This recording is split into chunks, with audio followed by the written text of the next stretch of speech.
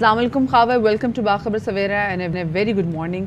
खावर, सबसे पहले तो जो कल मुस्लिम लीग काफ का जो सेंट्रल कमेटी का इजलास हुआ है उसके हवाले से बात कर लेते हैं। जो चीज़ें सामने आई, जिस तरीके से कहा कि शुजात हुसैन साहब की तबीयत ठीक नहीं है इसलिए उनको पार्टी की सदारत से अलहदा कर देते हैं, ये बात समझ में आती है। लेकिन जिस तरीके से पोस्टर से उनकी तस्वीर फाड़ी गई है, ये बात कुछ डाइजेस्ट होती है? देखें, सियासत बड़ी बेरहम होती है और इंसानी तारीख के अंदर आप मुख्तलिफ अदवार पे अगर नजर दौड़ाएं तो आपने देखा होगा कि ऑल अक्रॉस ये होता है कि कभी आप देखें कि बाप जो है अपने बेटों को मार रहा होता है, बेटे बाप को मार रहे होते हैं, खानदानों के अंदर लड़ाइयाँ।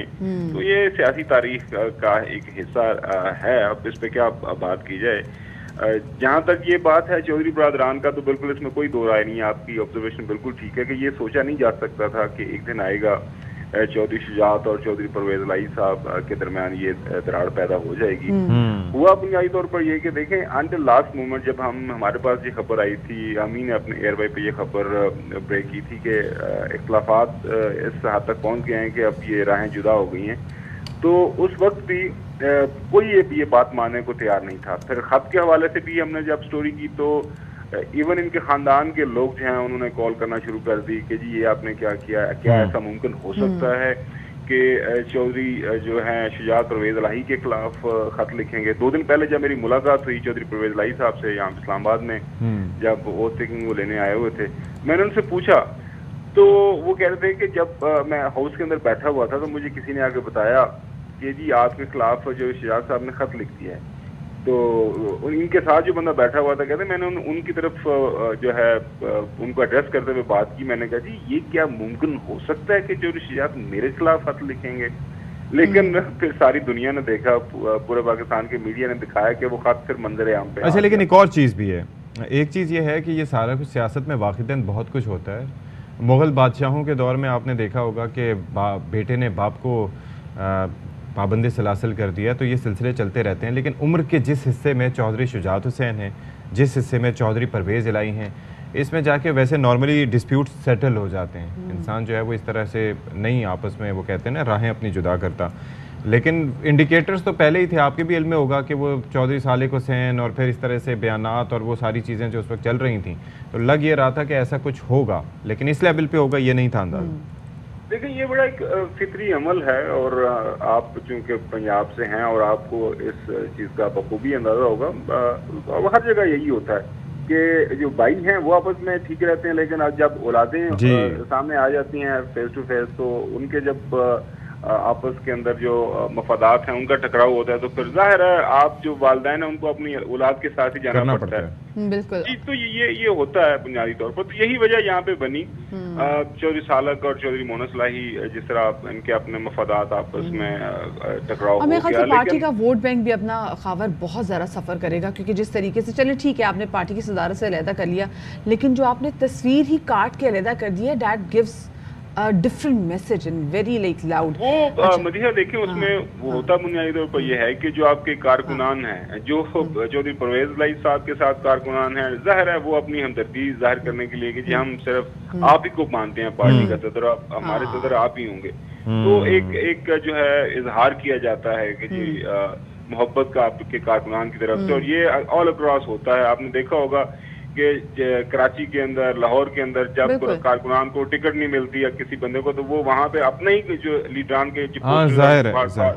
चले तो ये एक रूटीन का। चलें इससे आगे बढ़ जाते हैं। अब जरा ये जो एक तो इस्तीफे जो मंजूर हुए, जाहिर है कि वो अब जाके क्यों हुए, मैं तो यही हम लोग बात कर रहे थे कि ये रिएक्टिव पॉलिटिक्स की तरफ जा रही है पीडीएम, कि उन्होंने ये किया तो हम इस्तीफे मंजूर करेंगे, 11 के करेंगे, फिर आगे बढ़ेंगे। अब तो कोई वाज़ेह हिकमत अमली नजर नहीं आ रही, कोई वाज़ेह हिकमत अमली नहीं नजर आ रही।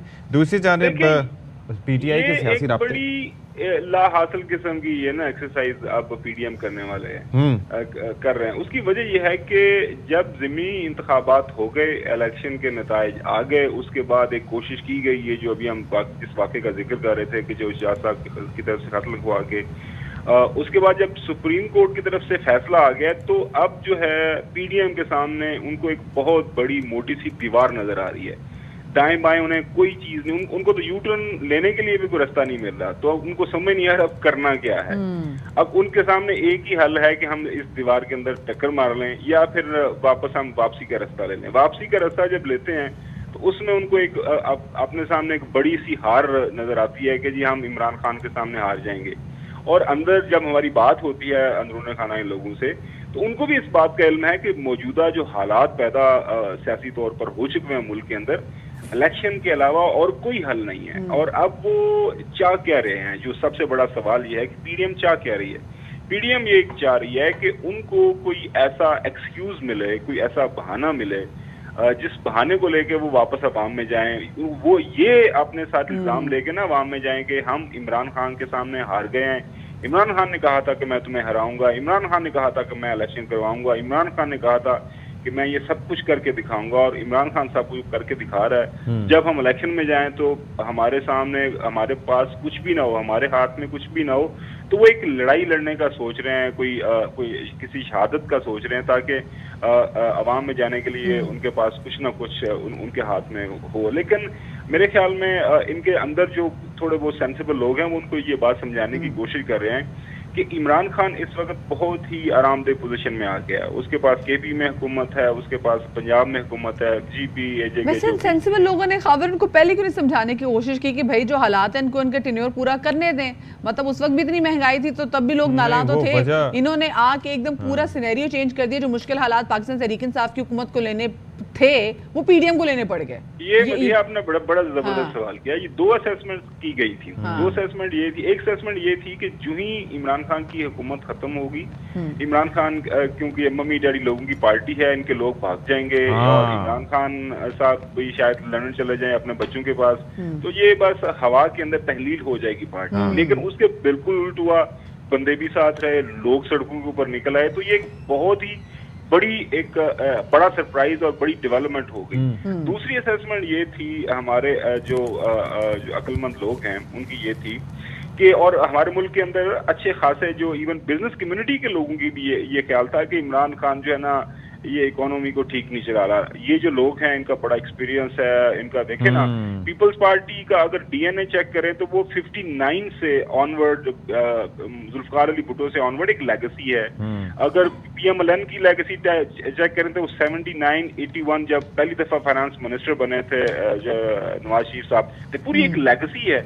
तो ये ख्याल था कि इमरान खान कल का बच्चा सियासत में, इसने मुल्क का बेड़ागर्क कर दिया, तो ये लोग वापस आएंगे तो मुल्क की इकोनॉमी को बिल्कुल ठीक कर देंगे। और ये असेसमेंट भी बुरी तरह नाकाम हुई। आपने देखा कि डॉलर कितना गिरा, आपने देखा कि मुल्क के अंदर लोड शेडिंग का क्या हाल हुआ, आपने देखा कि मुल्क के अंदर महंगाई का जो हाल है, और अभी मुझे लगता है और गिरेगा, क्योंकि जिस तरीके से अभी उन्होंने कहा कि 11 इस्तीफे अभी मंजूर किया, उन्होंने कहा मरहलावार इस्तीफे मंजूर करते जाएंगे, पॉलिटिकल जो अनसर्टेनिटी वो बढ़ती चली जाएंगी। और ये चीजें जब दो हो गई तो अब उनको जो है बिल्कुल ये समझ नहीं आ रही कि अब करना क्या, लिहाजा अब उनको एक ही चीज समझ आ रही है, और मेरे ख्याल में ये तमाम अतराफ में समझ आ जानी चाहिए कि वाहिद हल है आप अवाम के पास चले जाएं। आप बिल्कुल कोई अदालत के पास भाग रहा है तो कोई कहता है मुझे 63A की एक्सप्लेनेशन कर दें, तो कोई ये कह रहा है मुझे ये कर दें। अवाम के पास चले जाएं और अवाम से पूछ लें कि वो किस अवाम क्या चाहती है, क्योंकि ताकत का चश्मा वो अवाम ही है। बिल्कुल बहुत शुक्रिया। खावर घुमान हमारे साथ सुबह सुबह मौजूद थे और हम बात कर रहे थे जो मुल्क में पॉलिटिकल सिनेरियो